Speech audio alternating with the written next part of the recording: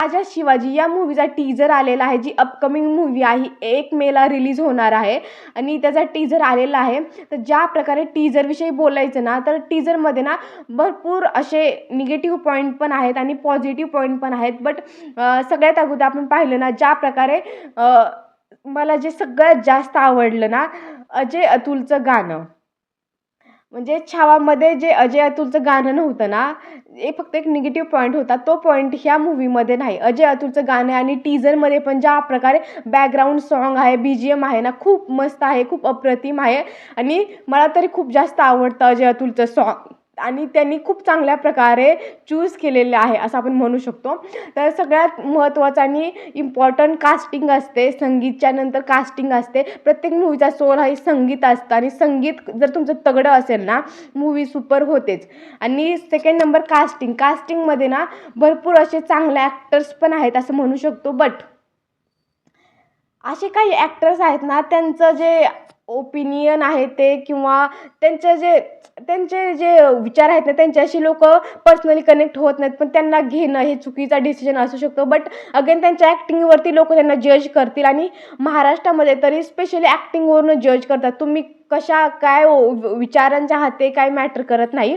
तर कास्टिंग खूप मोठी आहे. जसं की विद्या बालन, जेनेलिया, रितेश देशमुख सर, ते स्वतः हिरो पण आहेत आणि निर्माता आहेत. सगळेच ते आहेत असं आपण म्हणू शकतो. महेश मांजरेकर सर, सचिन सर, संजू बाबा. आता संजय दत्त प्रत्येक मूव्हीमध्ये निगेटिव्ह कॅरेक्टर म्हणून ते होतातच. भाग्यश्री मॅम आणि असे भरपूर असे ॲक्टर्स आहेत. अभिषेक बच्चन आहेत आणि असे मोठमोठे ॲक्टर्स आहेत आपण असं म्हणू शकतो. आणि इतक्या मोठ्या ॲक्टर्सला घेतलं आहे, त्याच्यामुळे मे बी मूव्हीचं बजेट जरा वाढलं असेल. खूप जास्त बजेट आहे मूव्हीचं ह्या. आणि ज्या प्रकारे ती इतकी मोठमोठ्या ॲक्टरची लिस्ट आहे ना, त्यानुसार बघूयात की आता ते ॲक्च्युअलमध्ये ॲक्टिंग काय करतात किंवा ॲक्च्युअलमध्ये मूव्हीला इथं नेतात की इथं नेतात. ज्यावेळेस तुम्ही रिलिजनच्या बाबतीत मूव्ही बनवता राहून, त्यावेळेस स्पेशली तुम्हाला खूप जास्त काळजी घ्यावी लागते की तुम्ही जर एखादी चूक केली ना, तुम्ही अशा व्यक्तींविषयी मूव्ही बनवताय त्यांना महाराष्ट्रामधला प्रत्येक माणूस खूप जास्त वरच्या दर्जाचं स्थान आहे. म्हणजे त्यांच्या बाबतीत एकही डिसिजन चुकला असेल तर लोकं पॉईंट करणार, लोकं बोट उचलणार आणि त्याच्यामध्ये काही चुकीचं नाही. आणि ह्या टीजरमधून जे लोकांचे एक ओपिनियन आहे ना, ते दिसून येतं की जे एक गोष्ट ज्या पूर्ण टीजरमध्ये कुठेही दिसत नाही, ती गोष्टी जिकडे फक्त स्वराज असं बोललं गेलेलं आहे आणि हिंदवी स्वराज बोललेलं नाही. ह्या गोष्टीवरती जनता खूप जास्त भडकलेली आहे आणि फेअर आहे. जर तुम्ही राजांवरती मूव्ही बनवताय, तर तुम्हाला तिकडे हिंदवी स्वराज्य हे बोलावंच लागणार. कारण मेन बेसिक मॉरलच ते आहे की तुमचं बेसच ते आहे की हिंदवी स्वराज्य व्हावं ही स्त्रींची इच्छा.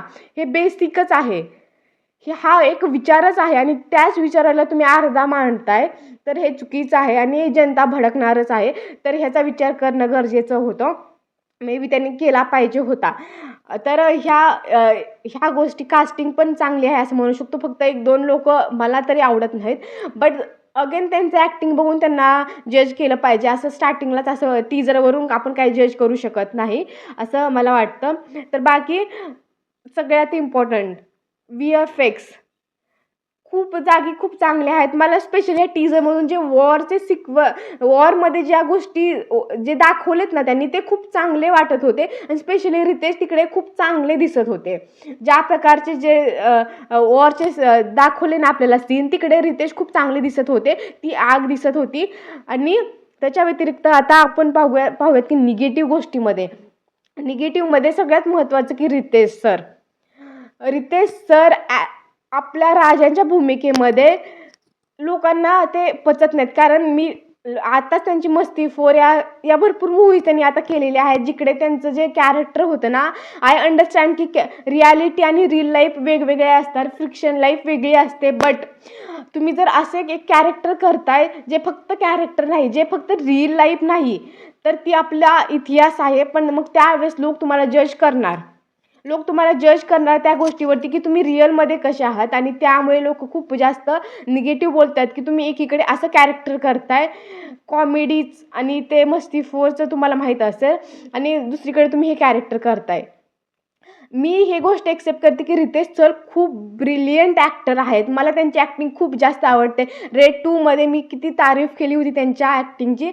त्यांचं ॲक्टिंग मला खूप जास्त आवडते. बट ह्या रोलमध्ये ते जास्त कन्व्हिन्सिंग वाटत नव्हते.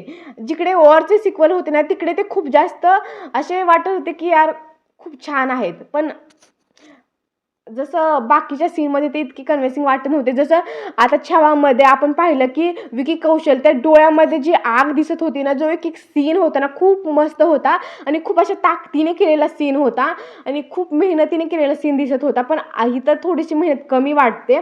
बाकी ट्रेलर आल्यानंतर अजून गोष्टी समजेल, मूव्ही आल्यानंतर गोष्टी समजतीलच. पण ते एक वाटत नव्हतं. सेकंड थिंग, सगळ्यात वीक पॉईंट मला ह्या टीजरमध्ये जो वाटला तो जेनेलियाची ॲक्टिंग. जेनेलियाची वॉईस टीजरमध्ये दाखवली. 0% मे बी त्यांनी सईबाईचा रोल त्यांनी त्याच्यामध्ये केलेला आहे. पण बिलकुल पण कन्व्हिन्सिंग नव्हता. 0% कन्व्हिन्सिंग होता तो रोल. म्हणजे ती डायलॉग्स त्यांच्या ह्यातून येतच नव्हते. कारण त्यांचा जो टोन आहे ना, तो वेगळा आहे आणि ते होत नव्हतं. एक मराठी ॲक्टरला घ्यायला पाहिजे होतं. जिकडे तुम्ही पाहिले असेल की आपण सिरियलमध्ये जे आपण मालिका पाहतो ना, त्याच्यामध्ये पण त्यांची जी भूमिका असते ना, किती जास्त कन्व्हिन्सिंग असते. ज्यावेळेस ते पात्र करतात ना, ऑटोमॅटिक तुमच्या बॉडीमध्ये ती एनर्जी येते. जर एखाद्या वेळेस आपण एक नाटक जरी करत असेल ना, तर तुमच्यामध्ये ती एनर्जी येते. ज्यावेळेस तुम्ही अशा टाईपचे रोल करता, तर ते दिसत नव्हतं. त्याच्यामध्ये बिलकुल पण दिसत नव्हतं की जेनेलियाचा रोल बिलकुल कन्व्हिन्सिंग वाटत नव्हता. आणि VFX ते जे अरे क्लिअरली ते ब्लड वगैरे किती ते नकली दिसत होतं आणि ते कन्व्हिन्सिंग नव्हतं. तर आता तुम्हाला ह्याच्यावरती काय वाटतं ते कमेंट सेक्शनमध्ये नक्की सांगा. मे बी चुकीचे असेल, कारण टीचर बघून जज नाही करू शकत. पण जे सीन आवडले नाहीत, स्पेशली मला सगळ्यात जास्त प्रॉब्लेम जेनेलियाच्या सीनमध्ये होता. बाकी गोष्टी ॲडजस्ट करू शकतो. रितेश सर पण कुठे कुठे दिसत होते की ते त्याच्यामध्ये, पण ते गोष्ट होती जी मला बिलकुल पण आवडली नाही. तुम्हाला ह्याच्यावरती काय वाटतं ते कमेंट सेक्शनमध्ये नक्की सांगा. मे बी चुकीची असू शकते आणि मूव्हीमध्ये काहीतरी चांगली ॲक्टिंग पण असू शकते.